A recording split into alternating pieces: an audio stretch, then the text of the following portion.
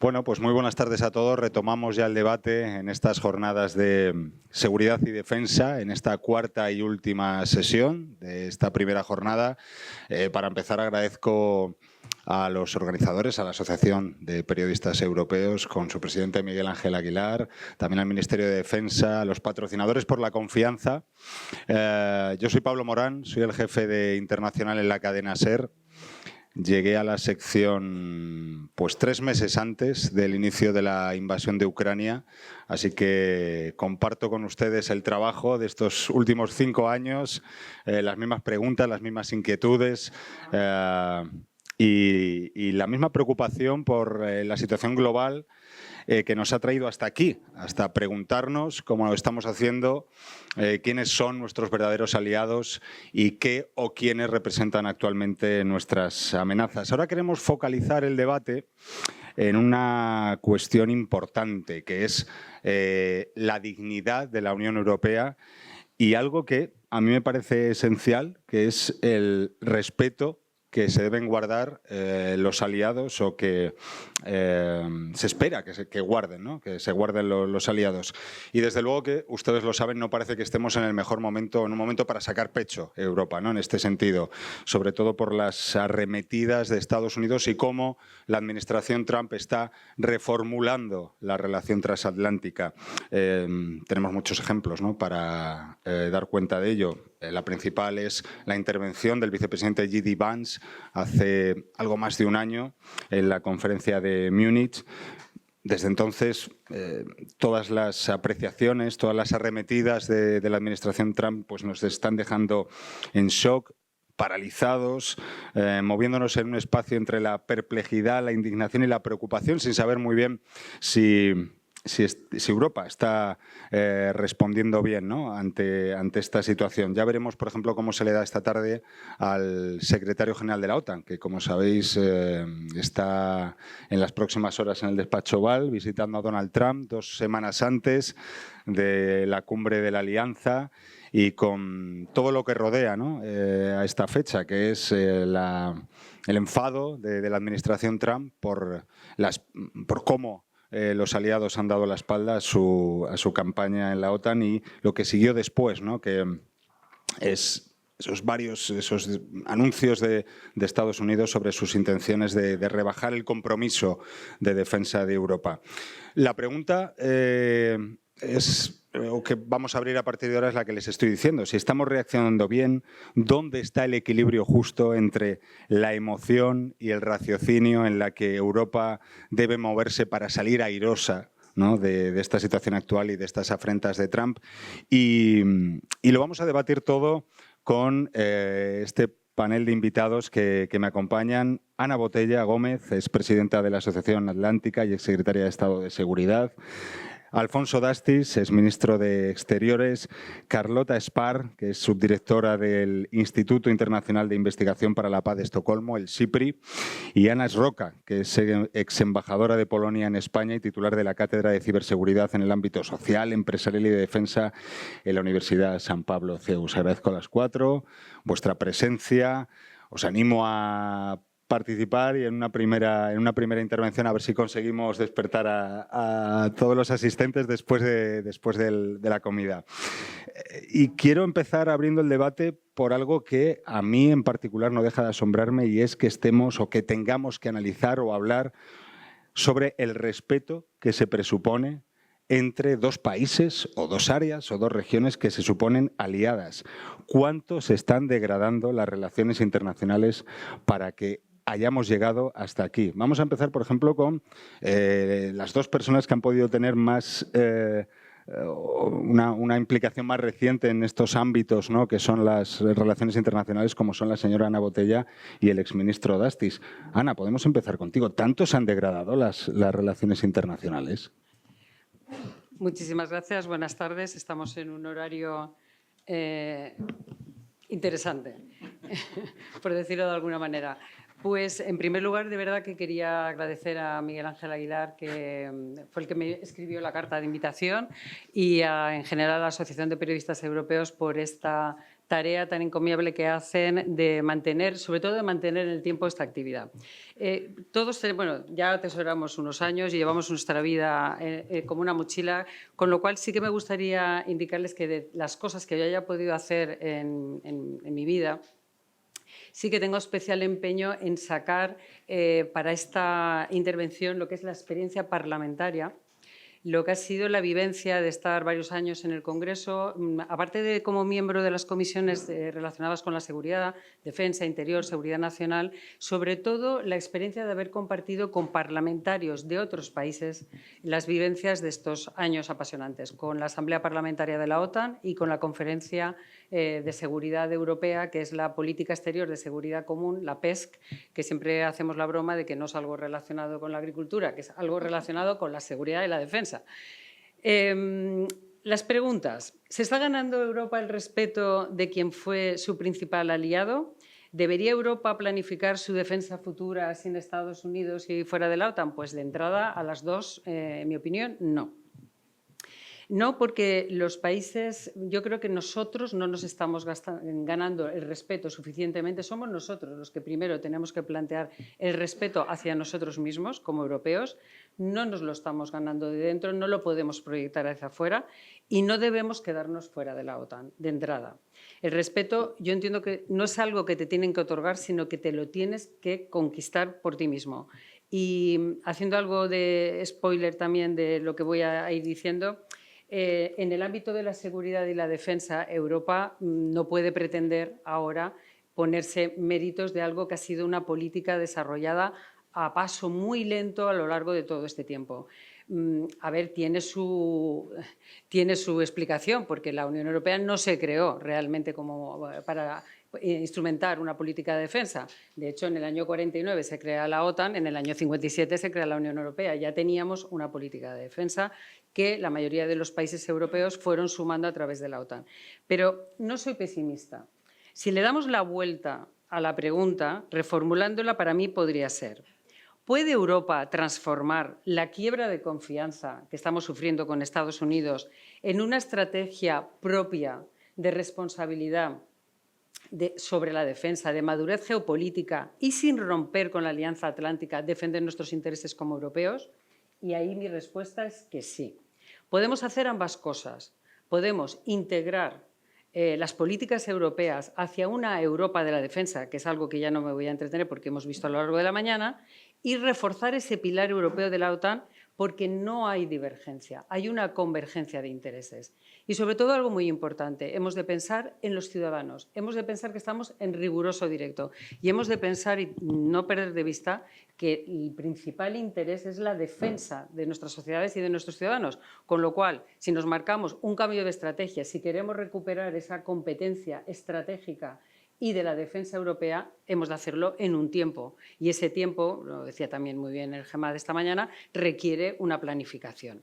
Pero ¿por qué no tenemos esa...? A veces es verdad que si lo piensas, aquí es un público de expertos, pero si lo pensamos en términos de los ciudadanos, dices, ¿cómo que no hay una política de defensa? Me acabas de decir que hay una política no solo de exterior y de seguridad, sino una política de defensa común.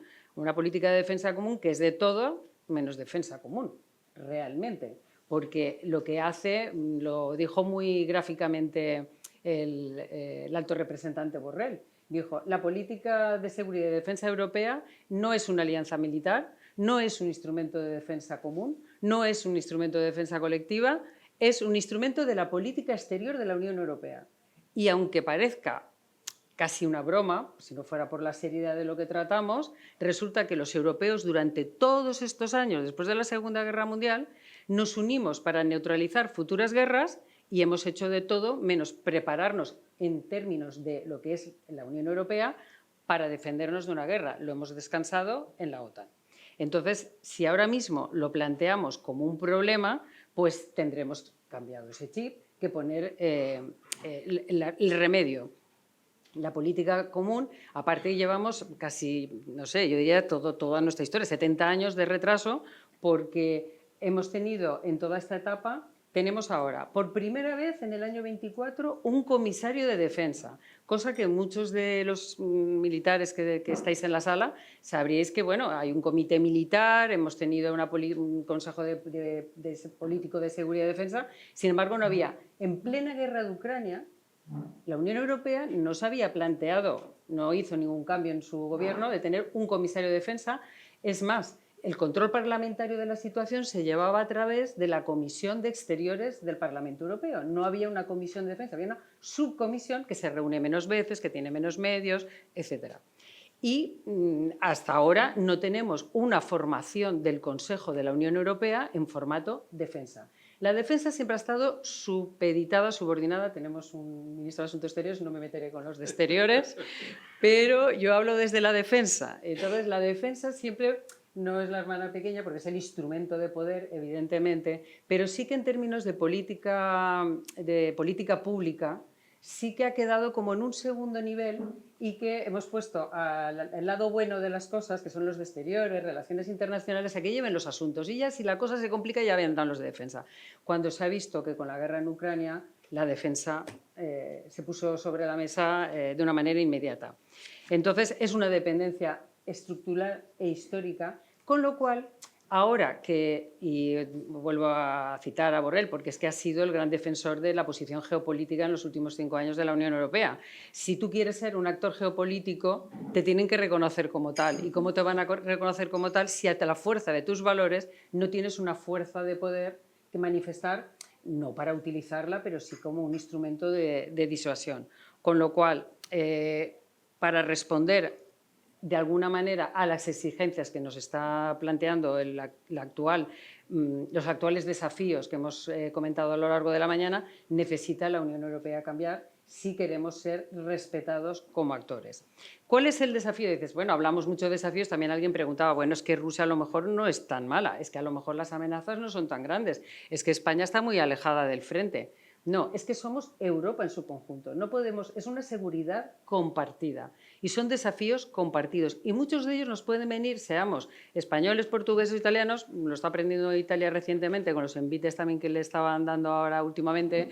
Parece que cuando cogen a algún otro país en algún rifirrafe de estos internacionales, nunca te va a tocar a ti y al final te das cuenta que compartimos, somos europeos y compartimos, aunque yo defiendo el valor y la posición europea en la Alianza Atlántica, tampoco hay que olvidar que somos los partners europeos, somos la ecuación europea de esa alianza. Luego hemos de defender la alianza, pero defendiendo también nuestros intereses, igual que Estados Unidos, Canadá no en una medida tan fuerte, pero Estados Unidos defiende los suyos.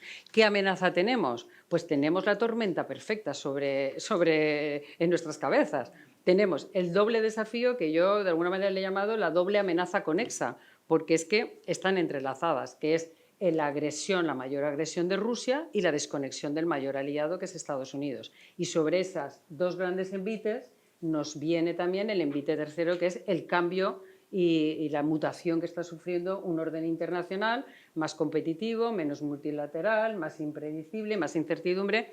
Y no lo voy a describir porque solamente en ese orden hay que ver lo que han sido los informes de Davos y los informes de la Conferencia de Seguridad de Múnich, que realmente eso sí que te pone sobre el suelo. Entonces, en esta primera tampoco me quiero extender, solamente poner el acento en una cuestión y luego, si acaso, podemos hablar con más calma, que es el tema de las opiniones públicas. Yo creo, por eso decía que ponía muy en primer frente mi última experiencia, que ha sido la parlamentaria, porque creo que todos, y cuando digo todos, es casi todos, políticos, los militares porque tienen que estar a lo suya, pero sobre todo la clase política, los políticos y los parlamentarios directamente, que son los representantes, los gobiernos, estamos olvidándonos de alguna manera de las opiniones públicas y de lo que piensan. Y yo creo que hay un gap, hay un desacoplamiento entre lo que nosotros sabemos y lo que contamos. Y esa es una cuestión que me preocupa mucho de mi experiencia parlamentaria y de lo que estoy viendo también ahora desde la Asociación Atlántica, que intentamos difundir e informar de las cuestiones atlánticas con la normalidad, de que haya debate, cada uno que opine, no adoctrinamos, pero sí que queremos defender algo en lo que creemos. Y eso se debe de acompañar de encuestas de opinión que permitan monitorizar. Y la verdad es que el material que manejamos, los CIS son muy... lo que son las encuestas de opinión españolas, que son seguidas. La cuestión internacional, han hecho ahora recientemente uno de abril, que podemos comentar algún resultado muy interesante. De vez en cuando preguntan por OTAN, pero había antes en diplomacia pública, en OTAN, unas encuestas de opinión que se hacían sobre el tema de las relaciones transatlánticas y de la OTAN y de las opiniones de los países, que se hacían justo antes de las cumbres de la OTAN, nos permitía compararnos unos países con otros. Se han dejado de hacer. Se han dejado de hacer en plena campaña de influencia rusa, porque es lo que decíamos antes, a lo mejor no nos envían drones, pero sí que nos envían campañas de influencia, zona gris y sobre todo mucha transmisión de sus propios valores, y aparte del tema de las redes sociales. Con lo cual, nosotros no tenemos tantos elementos para saber cuando quieres pulsar la opinión pública, te puedes llevar verdaderamente sorpresa, y en una democracia son los ciudadanos los que votan y los que van a condicionar tu gasto en defensa, qué se piensa del gasto en defensa, qué se piensa del mantenimiento de las relaciones con los países aliados, etc. Sin embargo, en los países autoritarios sus retaguardias no son consultadas. Y esta es una guerra de retaguardias. Alguien lo comentaba también esta mañana, que es una guerra de resistencia. Algo bueno hemos hecho también los europeos, y es el mantenimiento incondicional en todo este tiempo de mantener el apoyo a Ucrania. Incluso cuando Estados Unidos dijo que, bueno, pues que dejaba de hacerlo directamente bajo precio. Y nosotros hemos cogido el testigo y hemos seguido. Yo creo que es algo bueno, de un buen camino hacia ganarnos la autoestima. También, como alguien en algún momento se ha comentado, tenemos doble vara de medir y hemos de ser también éticos y humildes en todos los conflictos internacionales que han habido recientemente, y en este caso me refiero a los conflictos al genocidio en Gaza o todos sucesos tan graves como han ocurrido. Europa ha mirado para otro lado, con lo cual eso también nos hace perder credibilidad y respeto frente a nuestra propia población para que nos sigan los gobernantes, y también hacia otros países que a lo mejor nos respetarán más si mantenemos las posturas. Tampoco me quiero alargar más. Y añado un hecho más, la recepción ayer de esa delegación de los talibán, ¿no? en Bruselas, que desde luego que no ayuda a ganarse el respeto, sobre todo interior. Yo les luego tendremos oportunidad de darles la palabra y que ustedes también formulen sus preguntas, pero yo también os voy a ir preguntando. Ana, muy interesante lo que nos has dicho, pero ¿no crees que Europa se ha dado cuenta demasiado tarde de esa responsabilidad que tiene que asumir, de ese trabajo que tiene que hacer para ganarse ese respeto internacional también? O al menos, no sé si tarde, pero con muy poco margen para planificar y tomar decisiones, ¿no? Se ha dado, bueno, lo comentaba así un poco de sus labios. En primer lugar, para mi gusto, se ha dado 70 años cuenta tarde, porque todas las estructuras se han montado en el último tiempo.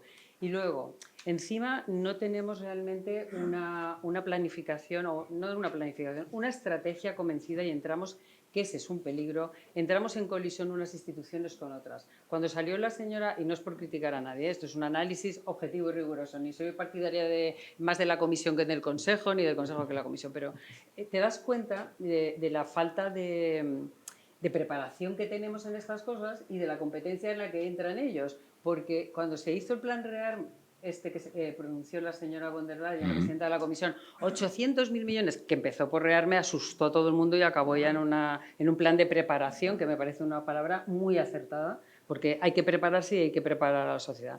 Pero empezó con eso, pero claro, en primer lugar, dos grandes cuestiones que yo eché en falta. El nombre era poco acertado para algo que no se había preparado a la población, y hablaría de REARME a los europeos. En segundo lugar, 800.000 millones que empiezas a descontar, y en 650.000 millones a escote entre los países europeos, y 150.000 con facilidades de financiación, pero no una defensa común, pero no algo integrado. No puedes dejar ante una política tan importante que cada país haga lo que pueda o lo que quiera. Entonces, ahí ya hay una descompensación. Y luego, no se habló para nada de a quién habían consultado para hacer ese cálculo, porque existe un comité militar de la Unión Europea que nadie conoce. Existe un comité militar. Y entonces, yo me hubiera quedado más tranquila si la señora presidenta de la Comisión hubiera dicho, consultado al comité militar de la Unión Europea, pero es que eso depende del Consejo. Y el Consejo no se dio por aludido y bueno, los gobiernos tampoco vieron muy bien la salida directa. Entonces, esas interferencias tampoco generan mucho rigor y mucha seriedad. Digamos que ahora mismo, siendo serios, y esta mañana lo han dicho los expertos militares, la defensa, seriamente, tenemos esa ventaja. Tenemos una defensa, pero descansa en la OTAN. Y a partir de ahí, todo lo que podamos hacer para reforzar nuestro pilar europeo puede encajarse perfectamente, pero hay que hacerlo con esa voluntad de no duplicar. Me parece a veces también que muy alegremente nos lanzamos a hablar de un ejército europeo cuando ni siquiera tenemos un cuartel general permanente que planifique. Entonces, no podemos tampoco lanzar ideas políticas que quedan en el aire porque no hay nada que las soporte, porque no están preparadas ni las estructuras europeas ni la mentalidad de los europeos para entender cómo se va a hacer y despistamos. No pasa nada, si es que los europeos, 23 de los 32 miembros de la OTAN son de la Unión Europea y los demás tienen acuerdos de cooperación. Entonces, creo que hay una manera de explicarlo mejor y sobre todo, no es que la haya, es que lo tenemos que hacer. Porque si no, los ciudadanos se van a desorientar y cuando vayan a votar un aumento del gasto de defensa como el que vamos a tener que hacer, y una idea vinculada también a lo del gasto de defensa. Es muy importante que los gobiernos hagamos, todos los gobiernos, digo hagamos no porque yo esté en el gobierno, sino no solo el de España, sino el de todos los países, un ejercicio de gobernanza. No podemos decir que va a ser o el gasto en defensa o el gasto social, o las pensiones o ya lo de la mantequilla y los cañones ha pasado de moda, pero ya, ahora estamos ya, yo ya tengo una pensión, entonces no quiero pensar, yo creo que hemos de invertir en defensa, no quiero que eso me vaya a costar la pensión, no, es que también tenemos que hacer un ejercicio de gobernanza, un ejercicio de mejora de la gestión de lo público. Hay mucho margen de mejora en la gestión pública en todos los países. Entonces, ¿por qué no decimos, vamos a hacer estos ahorros? De hecho, hay un informe del Parlamento Europeo, yo creo que es del año 23, en la que habla de los costes de la no integración de las políticas europeas. Y esa es una responsabilidad exigible a las autoridades y a nuestros parlamentarios. ¿Por qué? Bueno, parlamentarios para que lo exijan. ¿Por qué? Porque hay un coste que está estimado entre 75.000, o sea, una horquilla entre 25.000 y 75.000 millones de euros al año de costes de no integración de la política de defensa, aparte todas las otras políticas. ¿Qué nos cuesta el que cada país tenga su industria de defensa, sus ejércitos sin coordinar, todo lo que puede integrarse a través de una política de defensa no coordinada, integrada? Y esa integración se puede integrar a su vez como un todo en el pilar europeo de la OTAN. O sea, no hay divergencia, pero los costes de la no integración, con esos miles de millones, un estudio rigurosísimo hecho por el Parlamento Europeo, un think tank del Parlamento Europeo, está publicado, el tocho es así de grande y luego van todas las políticas. Bueno, no se les cae la cara que me digan a mí ahora que es que los ciudadanos van a tener... Claro, la gente si le preguntas, ¿está usted de acuerdo con que haya gasto en defensa? Sí. Y luego le hacen la segunda. Aunque eso pueda suponer... Dice, no, si supone eso, no lo voto. Y si no te lo votan, ¿qué haces? Entonces dejas de cumplir, los países dejamos de cumplir. Alfonso, ¿cómo lo ves tú? Nos ha apuntado Ana algunas de esas improvisaciones que percibe ella, esa falta de ideas claras, de cierta desorientación en la respuesta de Europa a la actual situación. ¿Cómo lo ves tú? La verdad es que me he quedado abrumado por lo que ha dicho Ana y creo que tienes razón, pero a mí me gustaría empezar primero dando las gracias a los organizadores por la invitación. No voy a repetir las gracias a todo el mundo, pero sí quiero traer a colación a una de las personas, y no es para darle coba ni mucho menos, es porque me ha traído a la memoria una cosa. Miguel Ángel ha escrito recientemente un libro sobre la muerte de Franco, aquel periodo que se llama No había costumbre. Y yo creo que ese es el problema en la Unión Europea, que es que no había costumbre, que no estábamos acostumbrados a hablar de temas de defensa. Casi ni de política exterior. Yo siempre he sido un poco escéptico sobre la PESC, porque, bueno, habiendo estado allí en el Consejo, y he visto que en el fondo era una política exterior declarativa, donde discutíamos si teníamos que poner el artículo determinado o indeterminado en tal o cual declaración, ¿no? ¿Y cuál es el problema? El problema es que somos muchos, estamos divididos y estamos confusos, ¿no? Entonces, es verdad que empezamos por los pequeños pasos, con razón, con buena razón. Yo creo que era la vía adecuada, teniendo en cuenta que nosotros no, desgraciadamente. Yo creo que si me tienen que decir cuál es la primera pega o la primera repercusión negativa del régimen de Franco en España, fue precisamente que no entramos en las comunidades europeas en su momento, y eso ha generado toda una serie de repercusiones. Pero, en fin, los europeos de aquel entonces empezaron por los pequeños pasos, pero inmediatamente dieron un salto quizás demasiado largo, y trataron de hacer una comunidad europea de defensa en el año 54, que fracasó. Y por lo tanto eso ya se abandonó pensando, bueno, vamos a ir concentrándonos poquito a poco, el carbón, el acero, luego la economía, la agricultura y tal y cual.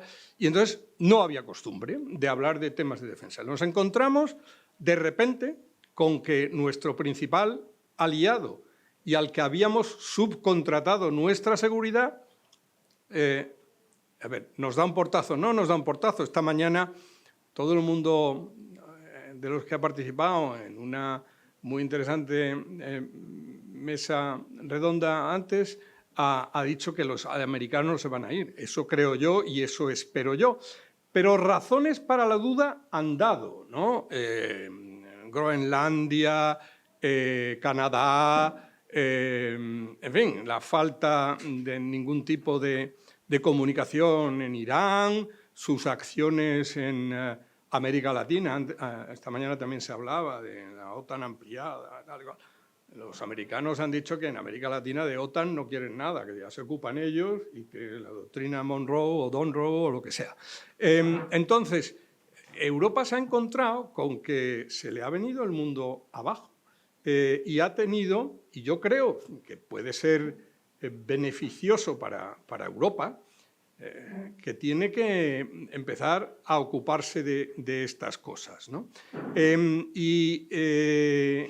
Entonces, bueno, poquito a poco yo creo que Donald Trump puede acabar siendo, como lo fue la Unión Soviética en su momento, quizás en parte también el Reino Unido con el Brexit, como el nuevo gran federador de la Unión Europea, ¿no? Lo que nos obliga a juntarnos y a tratar de hacer en común cosas que teníamos que haber hecho, pero que no hacíamos hasta ahora, ¿no? Entonces, y la prueba de eso, ha hablado también Ana antes, de que no hay Consejo de Defensa, y es verdad que en parte la culpa lo tienen los exteriores, porque no quisieron nunca que hubiera una formación específica del Consejo. Ahora parece que ya al final la va a haber, ¿no? Pero sí, defensa forma parte del Consejo de Asuntos Exteriores y tienen una pequeña subcomisión donde se reúnen los ministros de defensa. Ya es hora de que nos lo tomemos en serio. Entonces,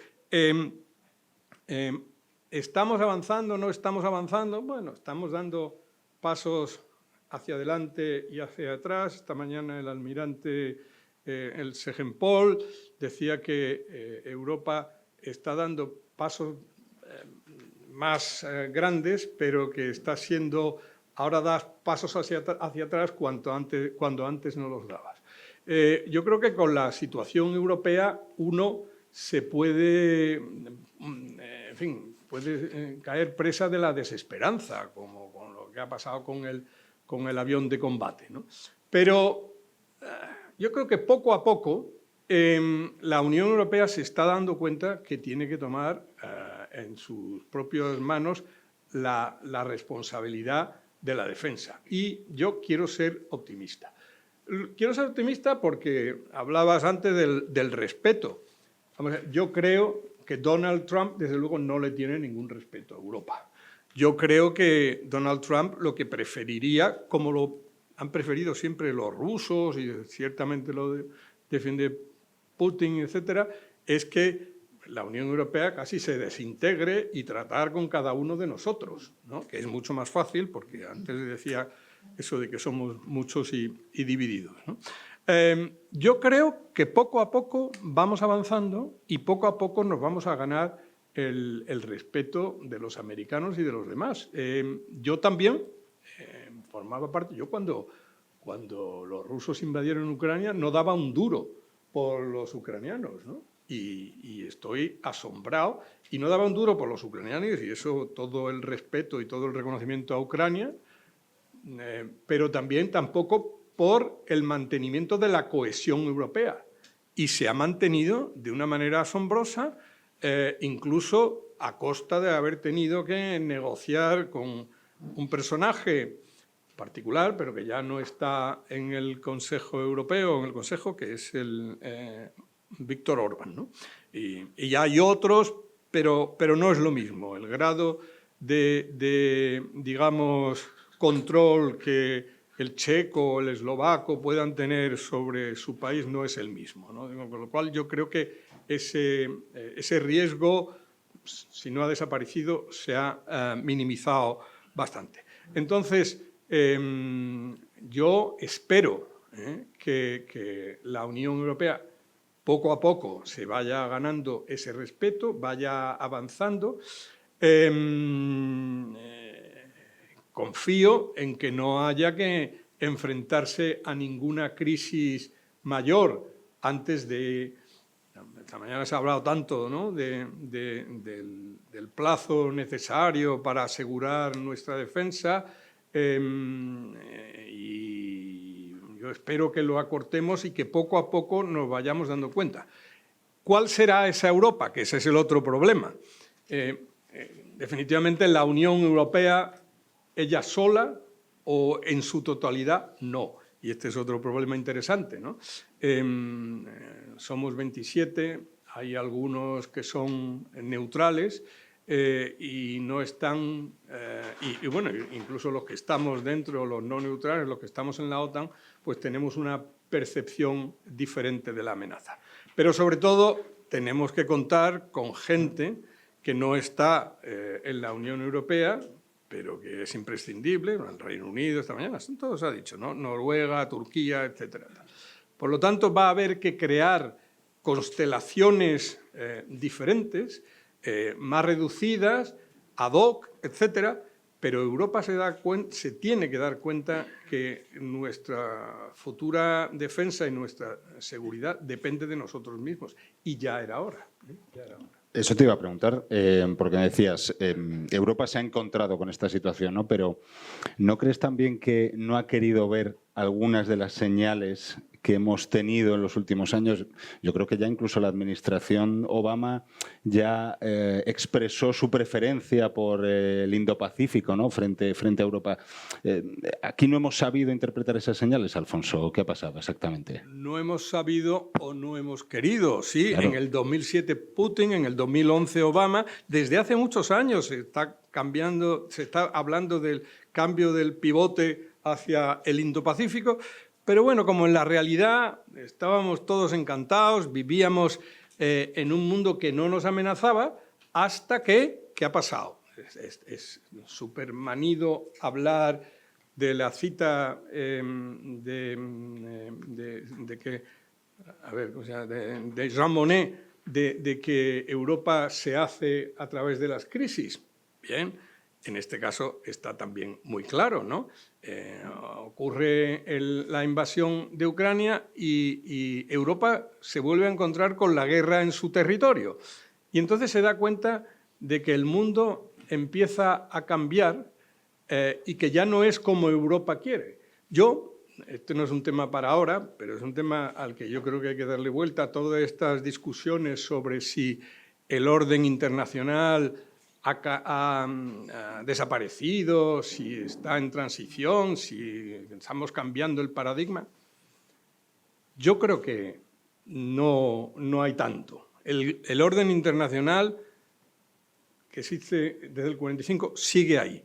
El problema es que lo que ha cambiado es su aplicación a Europa. Es que nosotros estábamos un poco como fuera de ese orden internacional.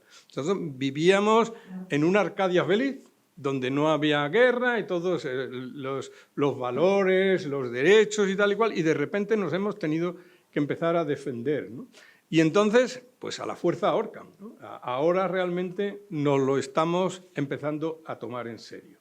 Y yo espero que poco a poco, porque las cosas llevan su tiempo, es que no es tan fácil, ¿no?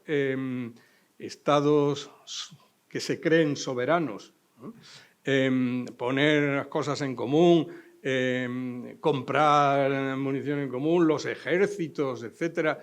Esto es algo que desgraciadamente, efectivamente, lleva tiempo, pero yo espero que, en fin, por la cuenta que nos trae, nos lo tomemos en serio y que vayamos poco a poco progresando en ese objetivo. Seguramente que en los países del este, Ana es Roca, esto lo tienen claro desde hace mucho más tiempo que aquí, ¿no? Que vemos las amenazas mucho más lejanas, al menos las que vienen de Rusia, en Europa del Este. ¿Crees que Europa está reaccionando a tiempo y de forma adecuada a lo que tenemos ahora delante? Creo que tarde como siempre, pero sí que estamos viviendo un cambio.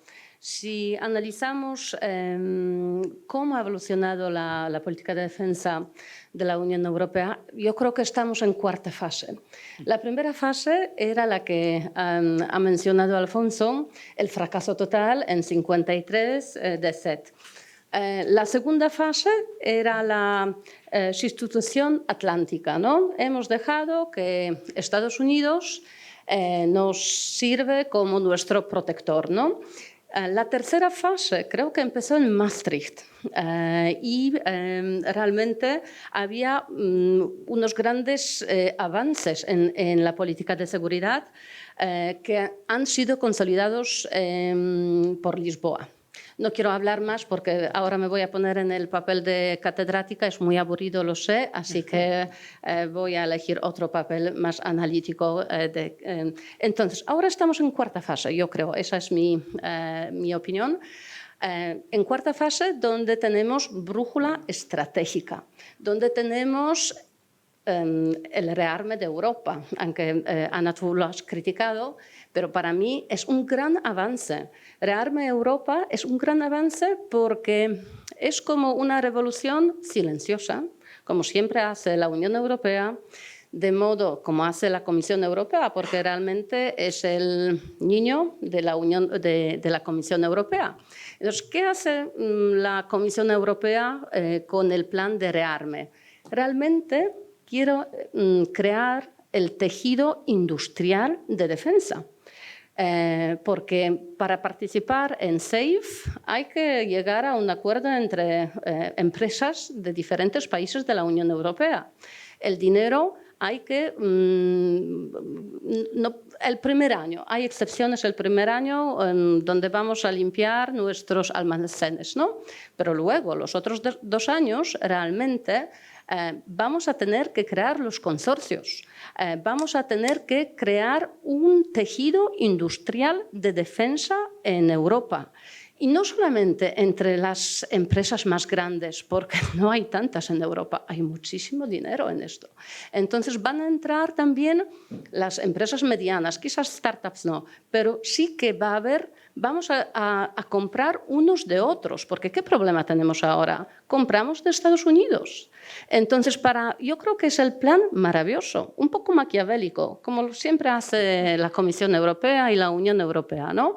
Pero vamos a dar el dinero para gastarlo juntos para poder crear nuestro tejido industrial en defensa. Y eso se está haciendo ya, ¿no? Tenemos el tiempo hasta 2030. Ya las grandes empresas han llegado a acuerdos, ya sabemos las listas de compras, etcétera, etcétera. Quedan 2 años, por ejemplo, Polonia, que ha pedido muchísimo dinero de SAFE, que son 37.000 millones, pues nosotros no podemos producir esto. Tenemos que encontrar otras empresas con cuales vamos a hacerlo. Es imposible.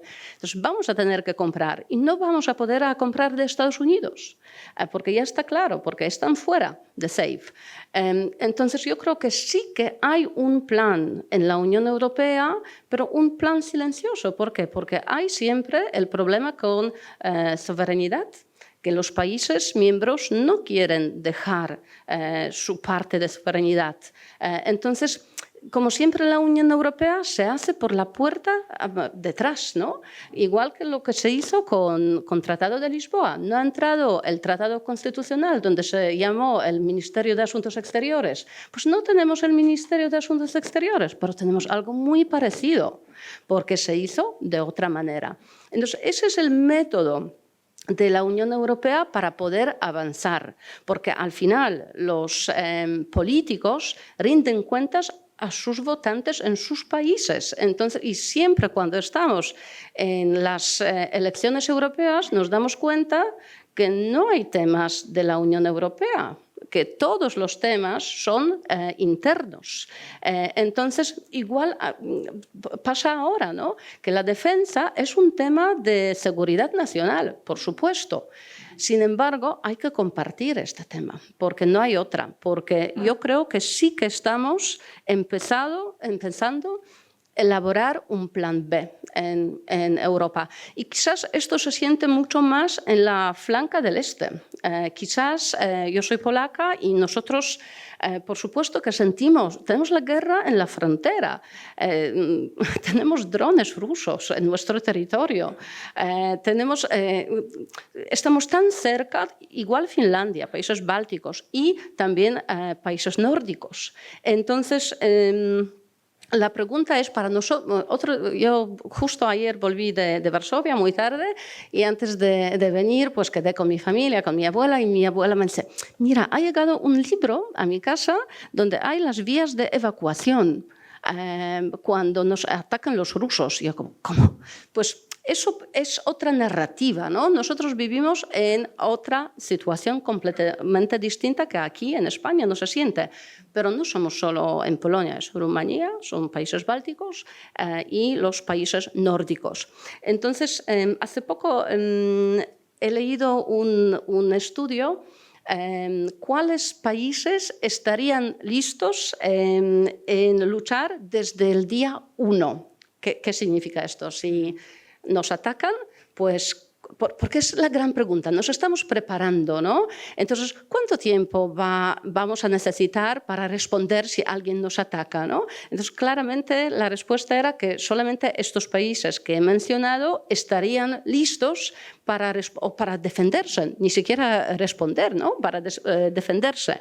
Entonces, la pregunta es, a lo mejor tenemos como... No todos están, yo creo en la solidaridad europea, por supuesto, y creo que los problemas de la frontera del este son tan importantes como los problemas en el Sahel o con la inmigración, etcétera, ¿no?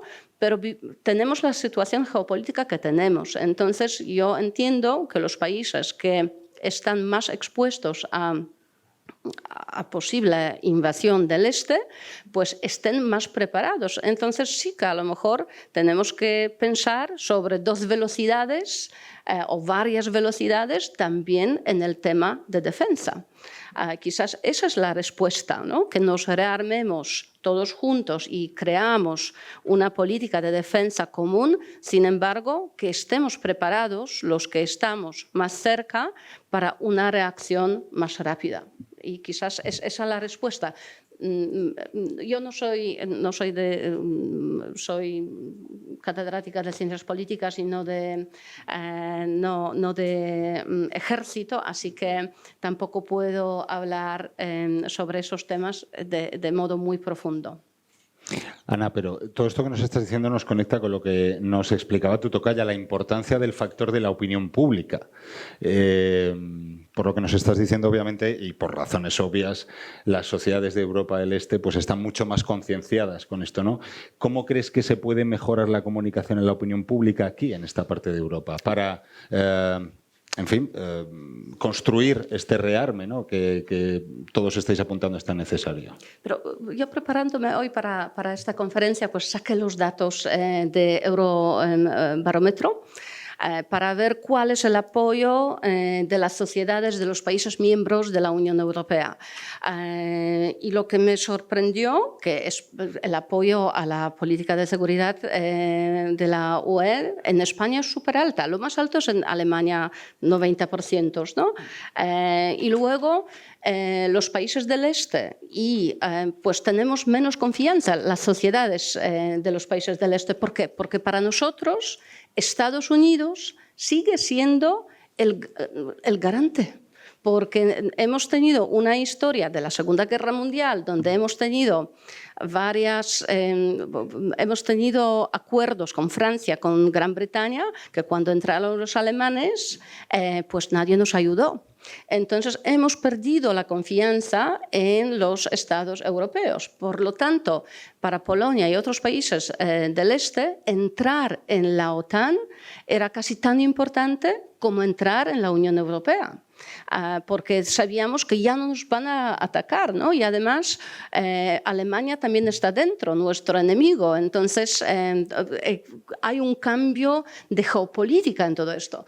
Por lo tanto, el apoyo a la política común de la Unión Europea en el ámbito de seguridad tiene mucho más apoyo de los países occidentales que de los países de Europa Central o oriental. Sin embargo, he visto también yo creo que solamente en 2017 en Eurobarómetro se hizo la pregunta: ¿apoyas la creación de un ejército de la Unión Europea? Y nunca más se repitió. Y me pregunto por qué, pero bueno, ya. Y también había apoyo demostrado por las sociedades de la Unión Europea. Entonces, yo creo que sí que hay apoyo de las sociedades europeas, y más ahora con toda la narrativa de Estados Unidos, con Groenlandia, con todo lo que ha pasado durante los últimos 2 años. Yo creo que la sociedad europea está como enfadada un poco con todo esto, lo que ha pasado, ¿no? Sin embargo, creo que nuestros políticos en nuestros países pues no están interesados en hablar sobre ni la defensa europea ni la Unión Europea. Al final priman siempre los temas domésticos. Podemos añadir más información a este debate con Carlota, que, como les decía antes, es responsable del Instituto SIPRI, que es uno de los referentes, como supongo que todos los que están aquí en la sala saben, en lo que es la monitorización de el gasto en defensa, en armamento. Todos los años nos ponen mucha luz con los informes que realizan el Instituto. Así que, Carlota, yo tengo particularmente 2 preguntas claras que hacerte. Es una, si Europa puede asumir ese rearme al que ahora aspira, o si esto al final es un negocio claro para la industria estadounidense, porque es al final Trump el que nos está presionando, el que está presionando a Europa para que llegue a un gasto superior hasta el 5%, ¿no?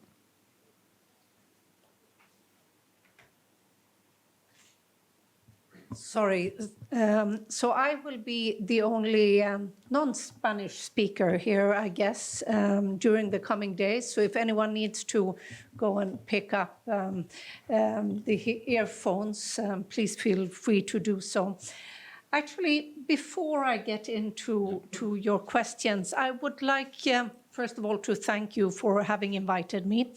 And I'd like to share maybe a few somewhat random impressions and reactions. And the first one is precisely what you just said. I think everyone I've been speaking to in this room over the last day have been very well aware of SIPRI, of our yearbook. The latest yearbook was launched just a couple of weeks ago. The summary is so far only available in English, but will be available in Spanish after the summer. But coming from Stockholm, and where we have our office, but as an international institute with staff who come from all over the world, it is very interesting to come to Spain and to listen to the discussions here that in some ways is very similar and in some ways is very different from what we hear in the Nordic and Baltic area, but also very different from what we hear in the international context. I would also really like to commend this meeting, and knowing that you have been doing this for many years, of bridging the silos. I think it is absolutely essential, and I think speakers have in different ways, indirectly at least, pointed to that.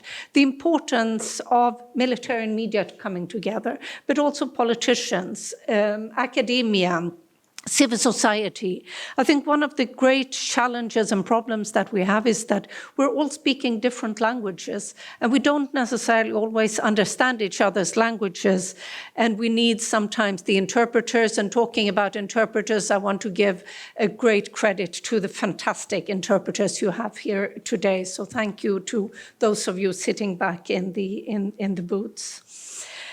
These discussions are important on the national level, but they're also important on the European level. And I think many of us are engaged on the European level, and we're having these discussions. Many of you are also working in the NATO context, and hence it is a very strong transatlantic dialogue. What I maybe feel is missing is the global dimension. And that even though we need, and we talked about dignity, and I totally agree with Anna when you talked about it's something that you earn respect. It's not something that you get. But we have, as Europeans, an enormous respect globally and in the world for everything that we stand for, from the peace to the development, to the welfare states, to the rule of law. And I think in the end, dignity to a large extent, if we want to be a little bit philosophical, is a question very much linked to identity. It is very much linked to a sense of self-worth, and it is a sense of belonging. So who are we? Who do we want to be? Who can we be? What Europe and for whom?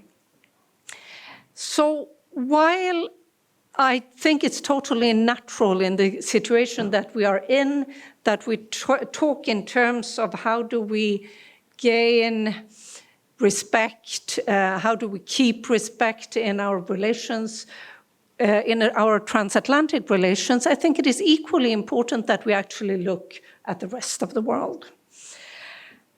I also want, in connection to the question of dignity, for a moment to pause and let us all think of the developments in Ukraine and how we have seen not only with European and American support, the Ukrainians have stood strong when it comes to the defense, but how that is also a question of resilience, and a resilience that goes far beyond the military means. It is psychological, it is societal, it is cultural, and all of these dimensions are also important that we all keep in mind. And I'm sure that we all do it, but I think over the last couple of years, and very naturally so, we have become so used to having hard security narrative. And it may have been so that I come previously from the diplomatic service, and I think many diplomats were maybe not so used to talk about defense in the past. Now defense has become a key, maybe the key thing that we talk about.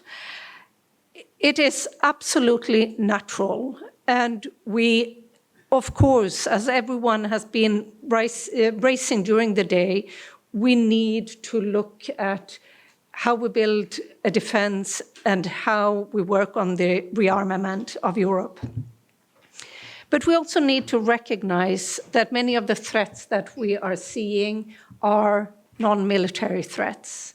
And we need to be able to develop thinking where we can hold several thoughts in the head at the same time, where we can engage on everything that the hard security demands that we need to do, but where we also in parallel need to continue to work on the human-centered aspects. A couple of you have been touching upon that in different ways. And I would, as a former diplomat, also like to highlight the enormous importance of the role of diplomacy in that regard, and how many of us used to quote Madeleine Albright, who in a speech some 20 years ago spoke about diplomacy as the first line of defense. But maybe coming back to the transatlantic relations and looking a little bit at the CIPRI figures and what we do, I would like to point us to the fact that what we are seeing is, of course, a very strong still European dependence on good relations with the US. But it is also a situation where we have a mutual interdependence. Our import has, as you know better than I, been increasing significantly over the last few years. And in the increase of our major arms imports, half of it, almost 48%, comes from the US. But for the first time in 2 decades, the largest share of US arms export also goes to Europe, with 38%. This includes, of course, the arms export to Ukraine. We have, of course, a strong reliance on US technologies, but we are also seeing industries that are very deeply intertwined and are mutually dependent of each other. So I guess coming to the question of the, our dilemma of how do we project a credibility and command respect. I think that was the question in the paper that you had, or in the description of this session. I think the key point is that we must, in every way we can, demonstrate unity. We need to strengthen our political and military cohesion. We need to realize that while we have the dependence on the US, we can not have an overdependence, because that leads to vulnerabilities. In the relationships, I think a tricky thing that several of the speakers have already been talking about is how do we engage with a partner and an ally that to such a large extent has been our backbone, but we now have greater insecurities of where we have. In this, it is essential to continue to build on patience, on the dialogue, on the cooperation that we have, while we also build our own, look at our own interest and work more together for a strengthened European base, but also strengthen our ties with the rest of the world. And that is maybe my strongest message today, that if we want to remain strong, we need to not only continue to preserve and work on the transatlantic relations, but we also need to work for a strong Europe based on peace and rule of law, based on the integrated approach of diplomacy, defense, and development. And we need to see ourselves as a global partner and not only a partner that engages with or looks for getting the respect across the Atlantic, but maintain a respect from the whole of the world. Yeah, I think in Paris or Berlin may have to listen to you because, you know, in the first chance, we have a disagreement between France and Germany around the new plane aircraft. So we are not straining our defense at all. Carlota, what do you think about this disagreement? It's, yeah, you are saying that it's essential to ask what we can do, what we have to do. Almost everyone is calling about to rearm Europe, but we have this disagreement. First of all, disagreements is natural. Disagreements exist everywhere. We have disagreements within our families. We occasionally have disagreement with our friends. I think it is a question of how we manage our disagreements. And that is maybe what has, I feel at least, has gone missing over the last few years. Our greatest strength within Europe is our ability to dialogue and to overcome these differences, to understand each other's perspectives, our different threat perspectives, our different interests. I was sitting here during the dinner last night. We had some very interesting conversations on threat perceptions, and it is incredibly valuable to go just from one country within the European Union to another country and to realize how, as I said at the outset, how similar we are, but also how different we are. So unless we can come to a situation where we can understand that there are legitimate interests, both on the German side and on the French side, that there are different perceptions, but there are also a lot of commonalities, and we need to bring back diplomacy and dialogue into our toolbox and work even more actively with it. Bueno, nos quedan 25 minutos. Yo creo que ya podemos empezar a abrir el turno de preguntas, de intervenciones. Yo tengo, si no, algunas preguntas para vosotros. Ana, no sé si querías intervenir porque estabas asintiendo ahora cuando hablaba Carlota. Estaba sintiendo porque me ha resultado muy sugerente. Yo creo que de planteamiento... Ay, el micro. Perdona. Aquí lo tienes. Perdón. El tuyo es este. Bueno. Yo digo, ahora tengo dos.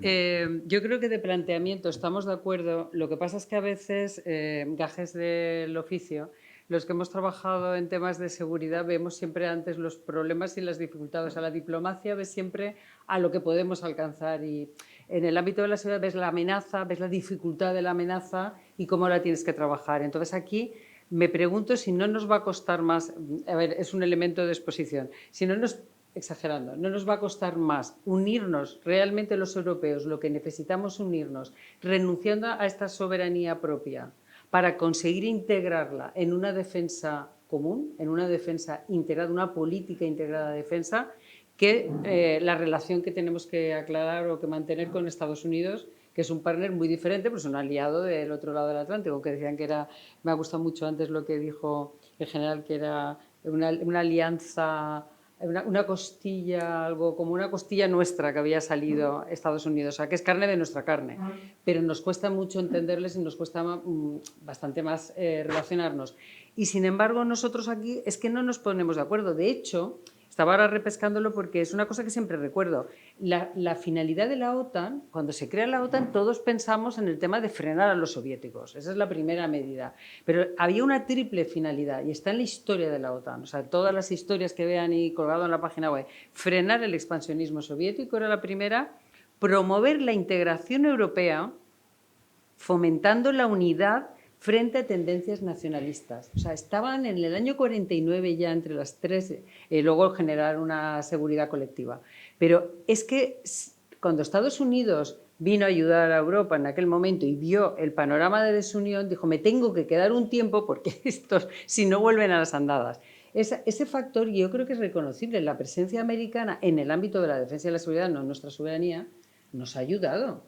Estos días no tanto, ¿no? Bueno, estos días no tanto, pero lo que no nos ha unido tampoco es esa mala comprensión de Francia y Alemania, ojo, que no es de Francia y Alemania, sino de las grandes compañías, que ese es otro de los motores a los cuales también hay que leerles un poco la cartilla, porque el negocio va por libre. Y el negocio, un negocio como este, una industria de la defensa, está al servicio no solo de un beneficio muy legítimo en el ámbito empresarial, pero también a unos intereses nacionales de seguridad y de defensa de un país. Entonces, algo no han entendido, algo no se ha entendido ahí bien, porque hay mucho más en juego que los 100.000 millones que estaban puestos y ya es dinero, sino que es la capacidad. Realmente yo lo veo de una manera muy preocupante y quiero confiar a continuación y ser positiva de que van a rebobinar, de que algo va a hablar Francia y Alemania para ver si aún se puede. Decían que, bueno, que el proyecto tenía muchas fases, que si el avión de combate no, la parte de drones, pero yo creo que esto había mucho en juego para dejarlo morir así como diciendo no nos hemos entendido. Creo que tiene un simbolismo en este momento muy importante que a alguien en Estados Unidos le va a haber dado la risa. Decir, pues vale, ya vendréis a comprarnos los aviones. Bueno, mira, ahí la primera pregunta, va. Vamos a abrir turno. Hola, buenas tardes. Mi nombre es Andrés, soy del Consejo Europeo de Relaciones Exteriores y creo que el señor Dastis ha dado en el clavo cuando ha dicho que la seguridad europea ha estado subcontratada, ¿no?, de alguna forma.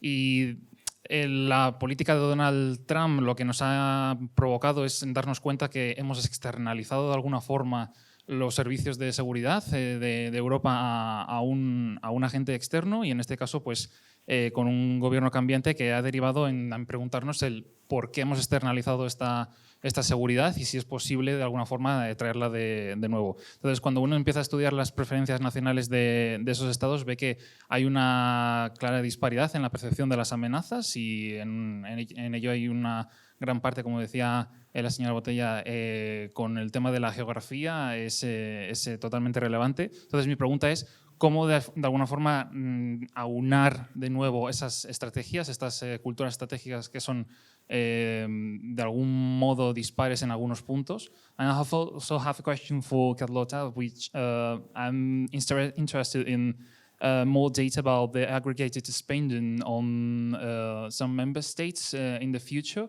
if it is going to be more European as a whole, or it's going to be divided as we have seen the last few decades.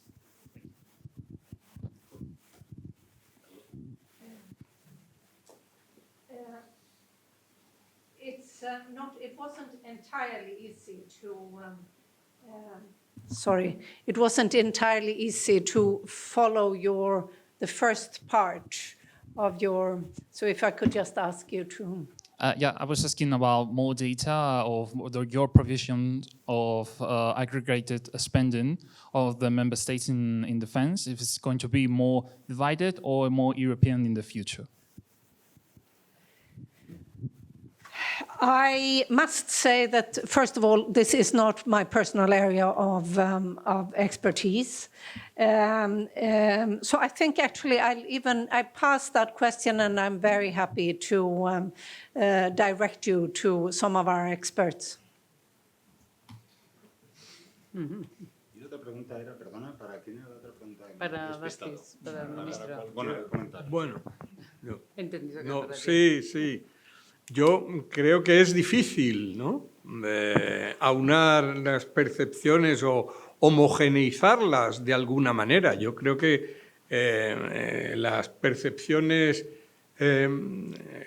claramente la amenaza rusa es uno de ellos, pero esta mañana se ha hablado mucho también de que otros sentimos otras amenazas que vienen más bien del sur y que igual tienen que ver con Rusia en el Sahel, ¿no? Yo creo que lo que hay que hacer, como ya lo ha dicho Carlota también, es sentarse, dialogar, negociar y tratar de, si no entre todos, porque es que somos diferentes, entre un grupo que realmente nos tomemos en serio la necesidad de garantizar nuestra seguridad, pues establecer unos planes, unas preferencias, unas previsiones y tratar de prepararnos, ¿no?, para esas amenazas. Por cierto, se habla mucho, yo voy a romper una lanza por la democracia. Sí, aquí no hacemos más que hablar de la necesidad de establecer objetivos de capacidades de defensa militar. También podríamos establecer unos objetivos de capacidades diplomáticas, ¿no? Nosotros, España, en fin, bueno, por no hablar de lo que se está hablando estos días, de qué hacer con el Servicio Europeo de Acción Exterior. En España somos apenas 1000 diplomáticos, que en fin, que hacemos lo que podemos. Pero realmente, pues eso, antes que la guerra viene la diplomacia y por lo tanto yo creo que la Unión Europea tiene que redoblar sus esfuerzos en ese ámbito.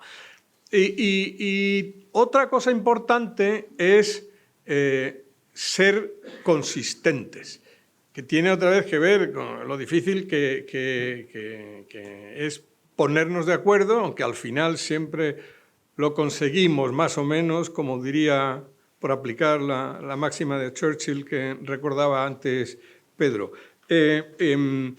Nosotros, si no somos capaces de dar una opinión común, compartida, perdemos credibilidad. Y eso repercute en que el resto del mundo no nos toma en serio. Nosotros podemos andar remachando que Rusia ha violado la Carta de las Naciones Unidas, pero luego hay otros conflictos donde no somos tan claros, ¿no?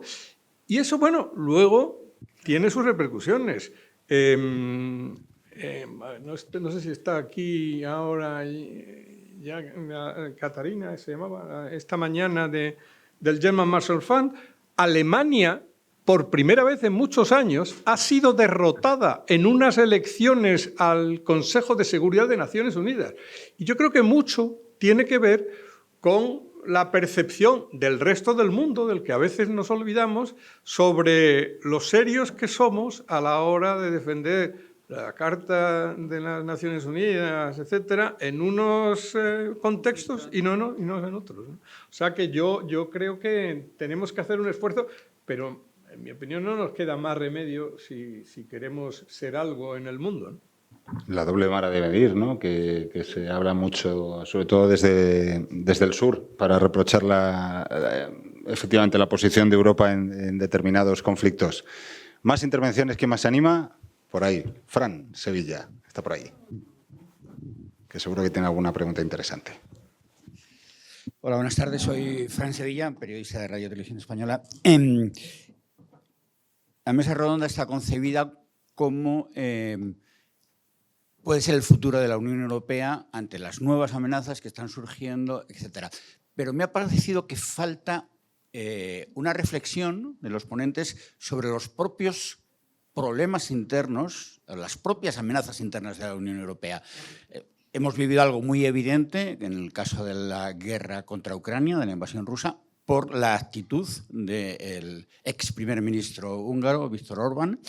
Seguimos viendo, en el caso de Polonia, embajadora, también ha habido reticencias. Al igual que Pablo, he ido mucho por Ucrania en estos últimos 4 años y he visto los conflictos que ha tenido Polonia con Ucrania, con el tema de los agricultores, que se sacaran los productos agrícolas ucranianos a través de la frontera, todo eso repercutiendo a las ayudas que la Unión Europea concebía para Ucrania y para su esfuerzo bélico.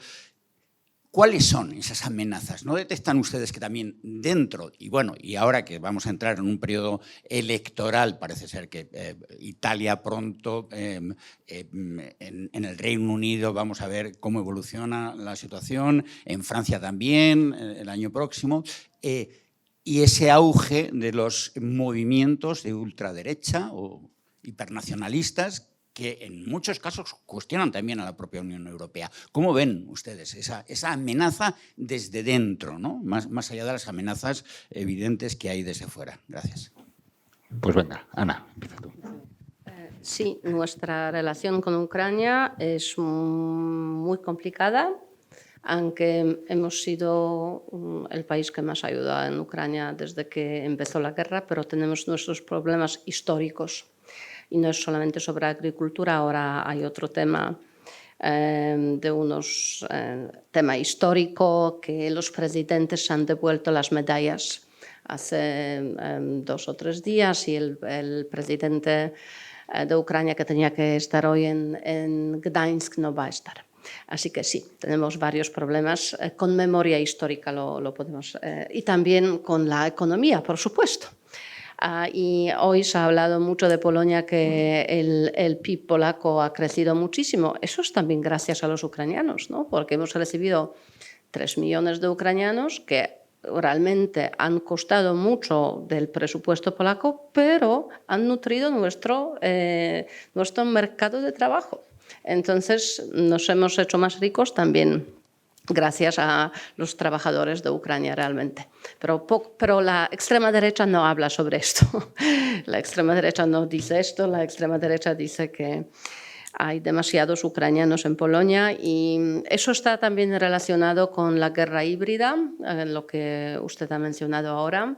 Ya estamos en la guerra, aunque no nos damos cuenta, pero sí que estamos en la guerra.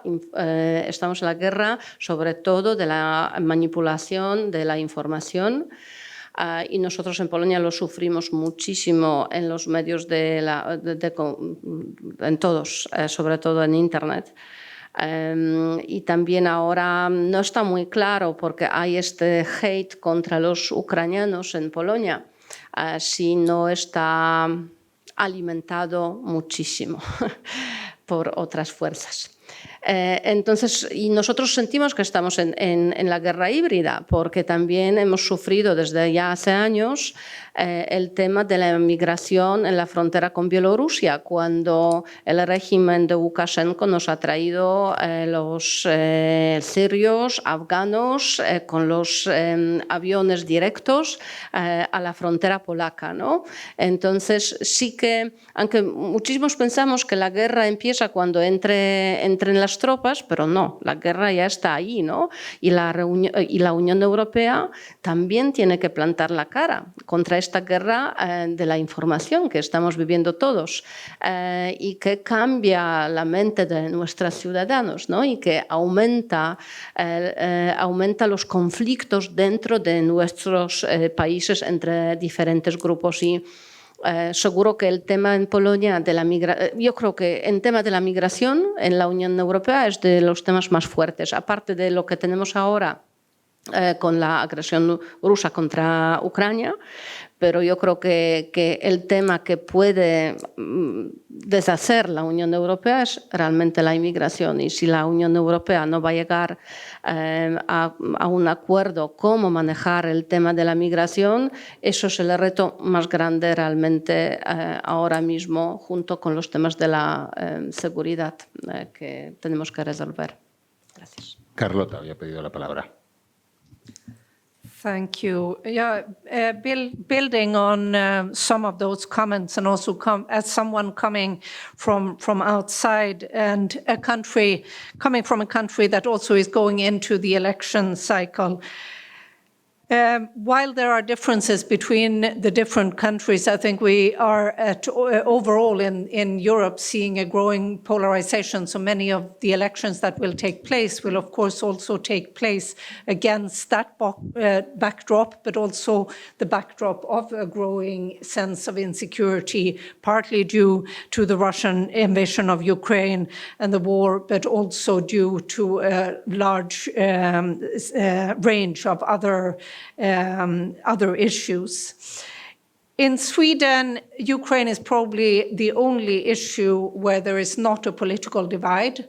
Across all the political parties, there is a wholehearted and total support in every way and form, from political to economic to military. And this, I think, is very much colored by a sense that the largest threat perception we have is from Russia and and hence Ukraine is very much seen as the first line of defense. I agree very much with Anna on the question of migration playing into this as well, but also the question of misinformation, disinformation, and foreign actors. Different foreign actors, I think, is important to stress, probably wanting to influence and affect many of the different elections. In that regard, the role of media is, of course, absolutely essential, but so is the role of the academic institutions to actually have facts, figures, and solid evidence-based research. I think the question that you are asking is a very important and relevant one. Sí, Alfonso. Yo estoy de acuerdo en que el riesgo interno es fundamental y agradezco a Ana que recordara algo que yo no, si lo supe lo había olvidado, que uno de los 3 objetivos originales de la OTAN era precisamente reducir el impacto del nacionalismo, porque ya sabemos a lo que condujo, ¿no? A mí, francamente, me cuesta creer cómo la gente no se da cuenta que los estados europeos o incluso unidades, incluso menores, es que no son capaces de asegurar ni la paz, ni la estabilidad, ni la prosperidad actuando individualmente, ¿no? Entonces, hay que hacer un esfuerzo, pues no sé, didáctico claro, evidentemente al final todo esto se decide en elecciones, ya veremos el año que viene lo que pasa. Quizás en España, que tenemos varios sentimientos identitarios que coinciden, hay menos nacionalismo y los países los partidos que ponen más acento en el tema identitario, anti-inmigración, en fin, de momento no pasan un cierto umbral. Yo confío en que lo que ha pasado en Hungría pueda pasar también en otros países el año próximo. Evidentemente, las encuestas en Francia y Alemania no sé si inducen mucho al optimismo, pero yo, que comprendo que a lo mejor formo parte de esas élites que no tienen arraigo en ningún sitio, pero yo lo he sido desde que pronunció aquellas famosas palabras del whatever it takes. Yo soy un gran fan de Mario Draghi y no puedo estar más de acuerdo con él cuando dice que la Unión Europea lo que tiene es que actuar cada vez más como un Estado. Y si no actuamos como uno, pues, en fin, nos desintegraremos y sálvese quien pueda, será lo que pasa. Pero el nacionalismo, estoy de acuerdo, es una gran amenaza. Sí. Sí, yo quería apuntar también que, la Unión Europea como tal, proyecto de organización molesta fuera. Porque aunque he dicho que era uno de los objetivos de OTAN, yo creo que cuando Estados Unidos pensaba en esa integración para tener un interlocutor, no pensó que lo íbamos a hacer también en la parte que hicimos, o sea, digamos algo también positivo. Entonces, hicimos una comunidad de valores, unos países que además en unos años en los que íbamos saliendo del terrible destrozo y drama de la Segunda Guerra Mundial, lo hacíamos, íbamos en positivo, íbamos a desarrollar un mundo mejor, íbamos a ser sociedades mejores. Yo creo que todas nuestras generaciones han vivido ese espíritu tan constructivo que desgraciadamente, y temo que no sea un legado que dejemos a nuestros hijos, a la siguiente generación.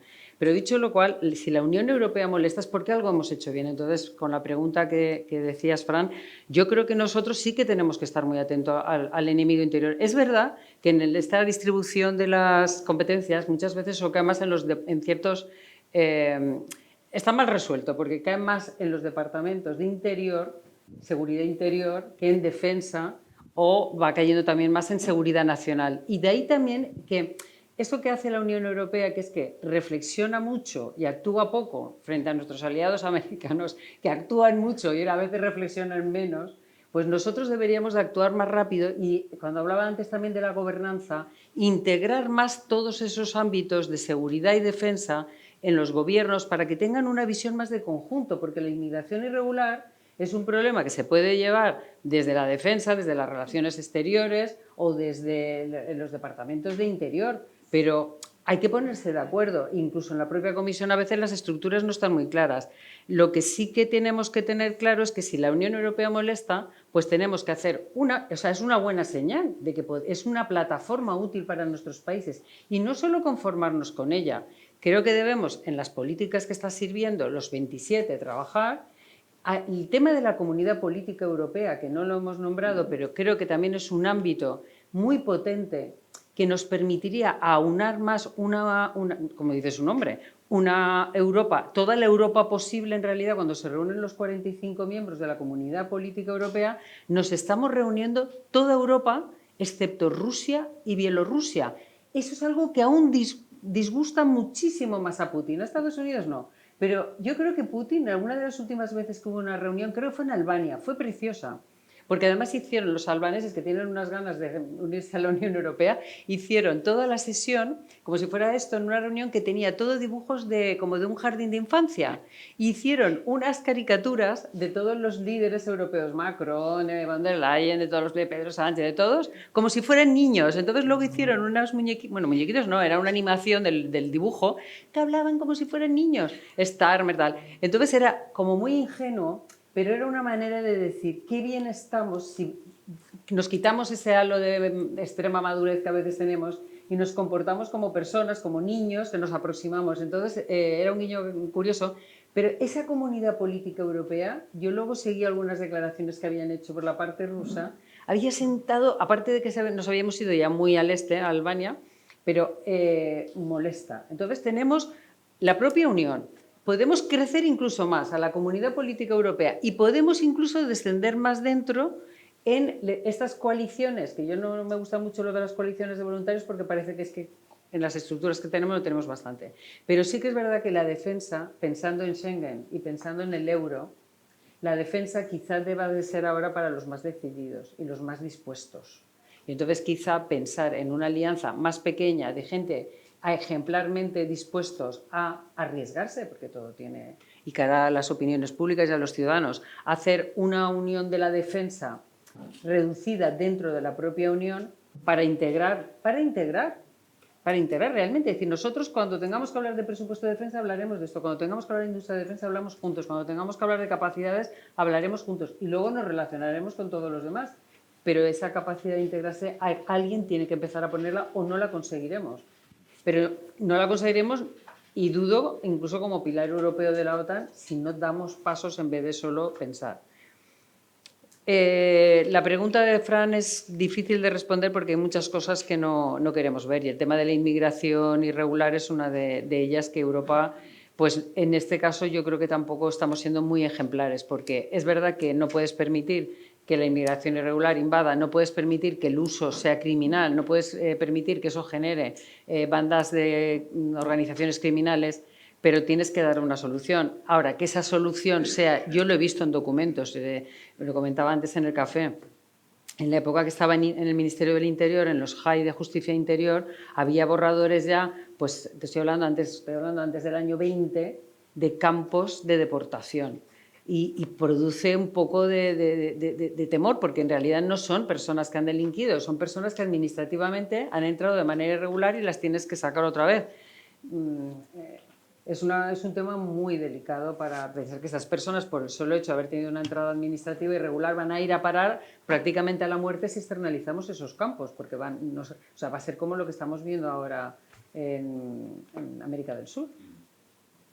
Yo creo que nos da tiempo, ¿no? ¿Alguna pregunta más? Si la hay, sí. Por ahí. Bueno, nos queda Miguel Ángel, por supuesto. Ahí va. Sí. Voy a ser muy breve. No te preocupes. Esta mañana se ha dicho por alguien, uno de los ponentes, que las ideas se discuten y los valores se defienden. Hemos estado en esta sesión hablando de la defensa, pero yo creo que para que la defensa no quede en el tercer grado de abstracción, habría que empezar a dejar muy claro que estamos defendiendo unos valores, que nos identificamos con unos valores y que vale la pena defender esos valores, porque ¿qué sería de nosotros sin esos valores? Yo pienso que para la Unión Europea o la Unión Europea se convierte en difusora de esos valores o acabará importando esclavitudes, que o contagia prosperidades o importará precariedades. Gracias. Bueno, y precisamente con el tema de la inmigración es un buen ejemplo de esto, ¿no, Miguel Ángel, lo que nos comentabas? Sí, bueno, yo sí, soy Martín Miguel. Siguiendo con esos mismos valores, me llama mucho la atención, siguiendo con los mismos valores que mi admirado Miguel Ángel Aguilar defiende, me llama mucho la atención que una señora de la mesa hable de enemigos internos en una democracia. Yo no sé a qué enemigos internos, si hay ya quinta columnistas en España o cosas de estas, una cosa muy extraña. Y luego lo que sí me haría una pregunta a la representante de Polonia, si realmente yo si fuera polaco, si se fueran los Estados Unidos de la OTAN, yo me quedaría preocupadísimo. Porque dado lo que hizo Europa con Polonia después de la Segunda Guerra Mundial, que es una cosa absolutamente vergonzosa, ni siquiera la línea Curzon fue defendida, es decir, yo si fuera polaco, la retirada de los americanos de la OTAN me dejaría absolutamente alucinado. Déjame un momento. No tengo nada que perdonarte. Te veo muy entusiasta con los Estados Unidos. Y yo digo, cuando sucede lo que sucede en Polonia, en Hungría, en todos esos países, con la intervención de la Unión Soviética, la Unión Europea apenas es un esqueje. Los Estados Unidos están en su magnífica e interminable exhibición de poder. ¿Y qué hacen los Estados Unidos por parar los pies a esa Rusia? Absolutamente nada. La Unión Europea no era una unión de defensa. La Unión Europea, vamos a buscar los años. ¿Qué año es lo de Checoslovaquia con los rusos? Con 68. Vale, en el 68. ¿Qué era en el 68 la Unión Europea? ¿Qué esquema tenía de defensa? Ninguno. Los que podían haber parado eran los Estados Unidos. Y no lo hicieron. Y resulta que contra los Estados Unidos no hay nada en Europa del Este, y le culpan a la Unión Europea de no haber tenido una iniciativa que no podía tener. Eso que te quede claro, sea lo que salga de aquí. Yo respondo. Yo creo que lo que tranquiliza no solo a Polonia, porque hablamos de todo el bloque del Este, ¿no? el que ha sido ocupado por Unión Soviética, pero se trata de armamento atómico, ¿no? Se trata de los soldados que están. Eso da, realmente nos sentimos seguros porque están tropas estadounidenses, aunque se nos quitó 5.000 ahora, pero se supone que nos van a poner otra vez. Pero realmente lo que está detrás de Estados Unidos es la fuerza militar.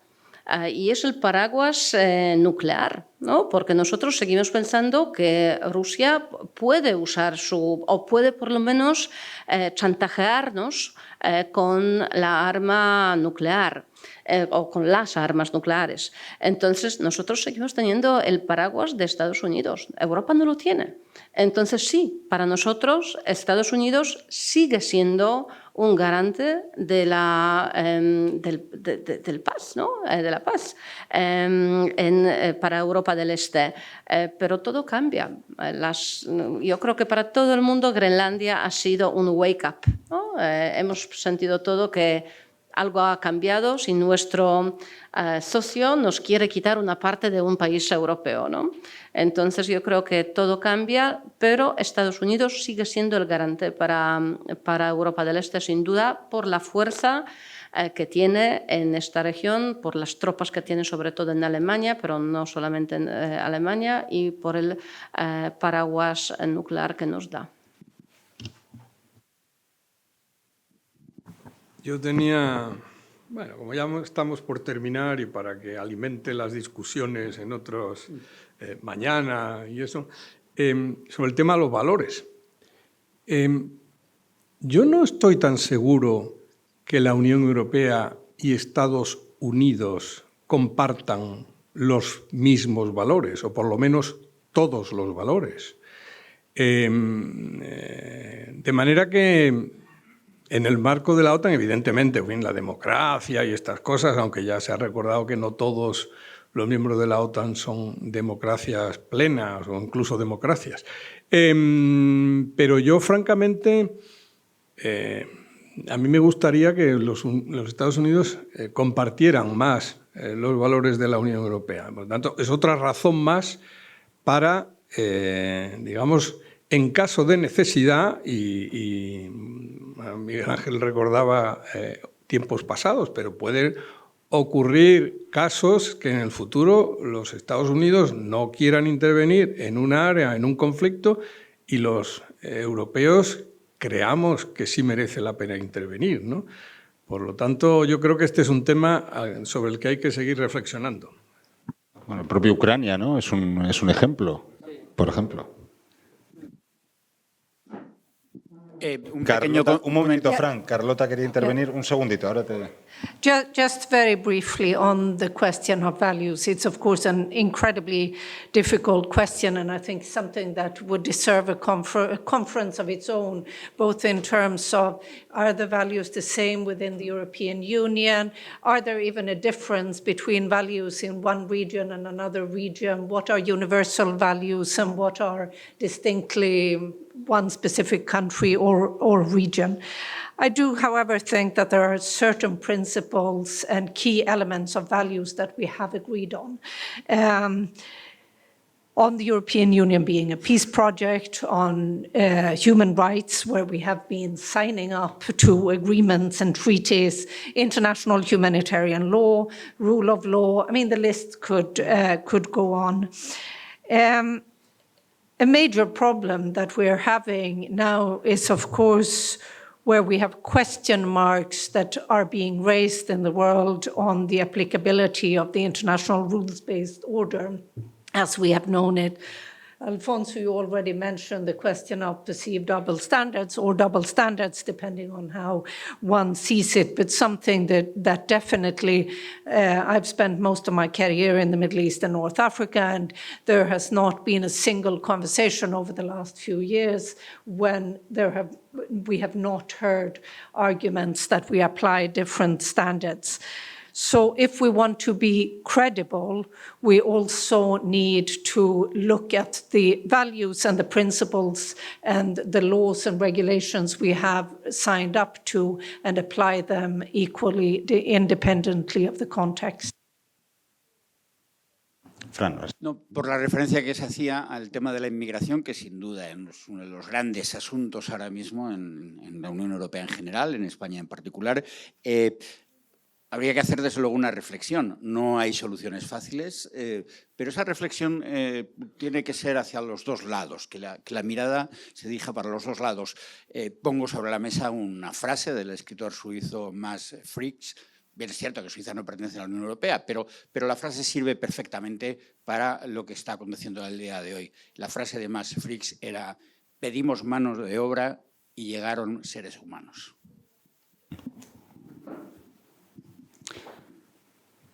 Bueno, ¿alguna pregunta más? ¿No? Venga, una más, la última. La última, que no tenemos tiempo.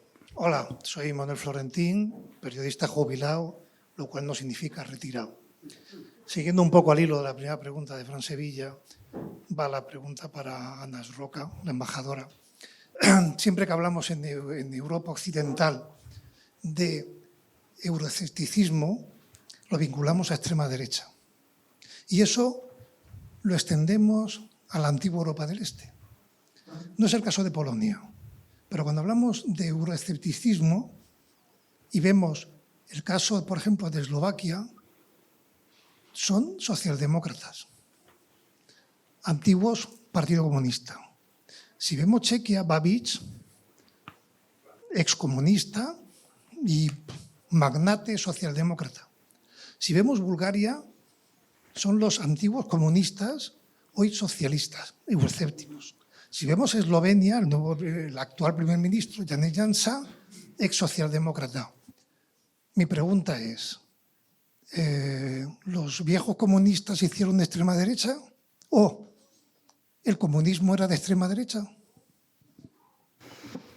No, el Partido Socialdemócrata, que eran excomunistas, está ahora, bueno, su mutación número 10 o 15, está ahora en el gobierno, pero tiene muy poco apoyo. Entonces, realmente, desde el año 1997, el Partido Socialdemócrata excomunistas no tienen apoyo electoral. Por eso, cuando hablamos sobre el extremismo, euroscepticismo, hablamos, en caso de Polonia, solamente sobre la derecha, extrema derecha, porque la izquierda no existe. Porque PiS, el partido que gobernaba anteriormente, acaparó un poco los votantes de izquierda, porque tenía unos proyectos sociales muy desarrollados. Entonces, en toda Europa del Este es un poco complicado desde el punto de vista politológico, porque, como por ejemplo, la Solidaridad, nuestro movimiento de los obreros, ¿no?